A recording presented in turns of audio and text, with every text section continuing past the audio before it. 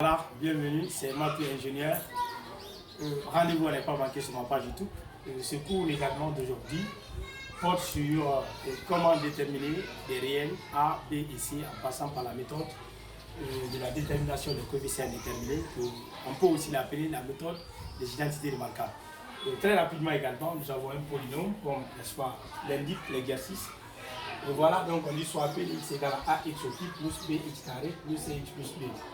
Déterminer les réels A, B et C tels que P de x égale à x moins alpha AX au carré plus BX plus C. L'autre objectif c'est quoi? C'est déterminer également alors une équation de second degré, c'est-à-dire de la forme AX carré plus BX plus C. L'objectif est telle sorte que comment déterminer A, B et C. Donc chaque grand C est différent également du petit C de l'exercice. Voilà, donc c'est ça.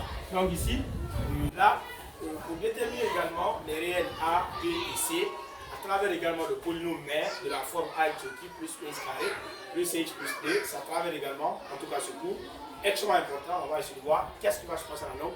À ne pas manquer, c'est très important.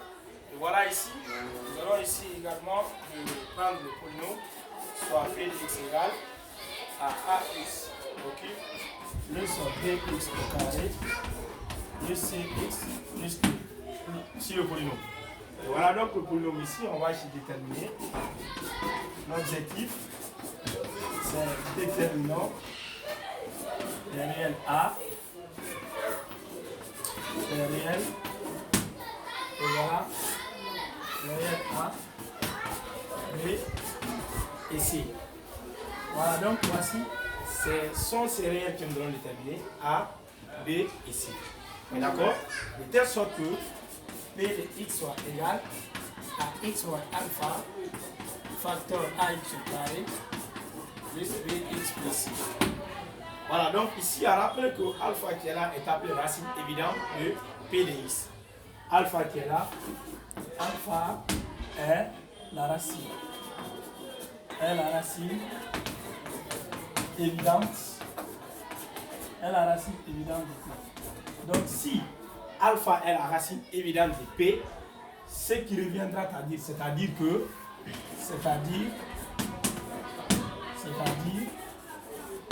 P de alpha est égal à 0. Donc P de alpha doit donner 0. Si alpha est appelé la racine évidente de P. De ce fait, alors ici, on regarde le polynôme. P de x égale à x moins alpha facteur AX au carré plus BX plus C. Notre objectif c'est de déterminer A, B et C. La détermination A, B et C, c'est facile. Là, ici, à travers le polynôme mère, nous allons essayer d'abord de développer, alors transformer ce produit en une sorte, développer le lycée expression. Donc P de x est égal. En développant, on aura AX au cube plus x fois B, BX au carré plus x fois C, CX. Par là, on va trouver moins alpha x au carré moins B alpha x et moins C alpha. Voilà qu'est-ce que je dois faire. Je rejoue les termes semblables, c'est-à-dire les termes du même degré.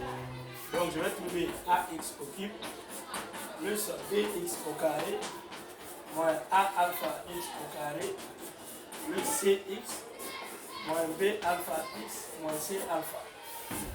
Donc P de x est égal à AX au cube plus, je mettrai x carré en évidence, c'est-à-dire P moins A alpha x au carré plus C moins B alpha x moins C alpha. Et voilà, je trouve encore ici un polynôme, en tout cas de degré 3, en fonction de la racine évidente alpha. Donc par conséquent, qu'est-ce que tu dois faire? Je passe par l'identification. Ça dit par identification. Pose que P de x égale à P de x. Donc par identification,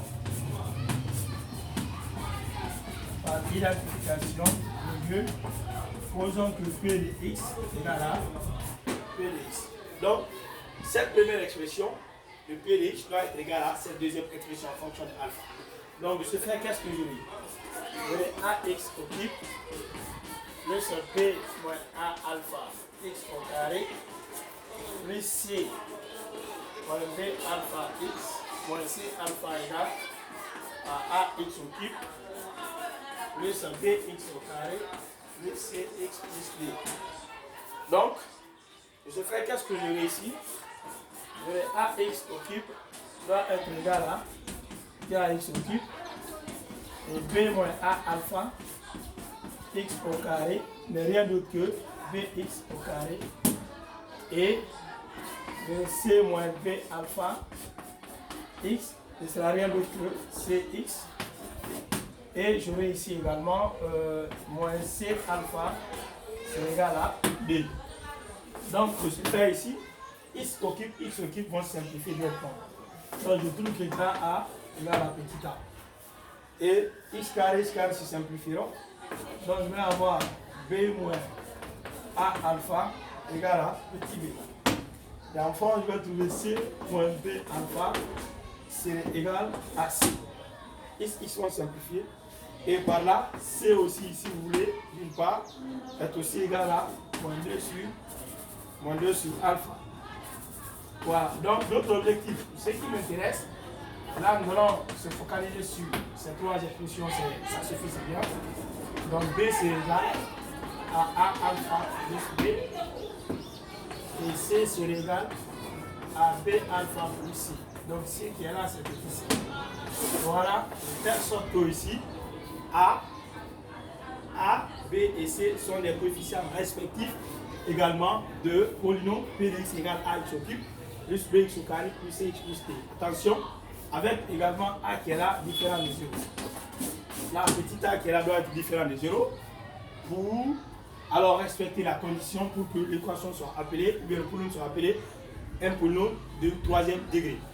Et voilà ici, cette méthodologie qui est là, comme déjà on a dit, elle est appelée également la méthode de détermination des coefficients indéterminés. Voilà, lorsque vous avez besoin également de déterminer A, B ici. C'est aussi à travers cette méthodologie, cette en tout cas manière de faire également, on peut aussi appliquer cette expression comme le schéma d'Horner. Là, rappelez-vous bien, à travers le schéma d'Horner, voilà, c'est comment connaissant la racine évidente d'un polynôme, comment déterminer alors les réels évidents A, B et C à travers les développements partiels ainsi. Voilà, merci.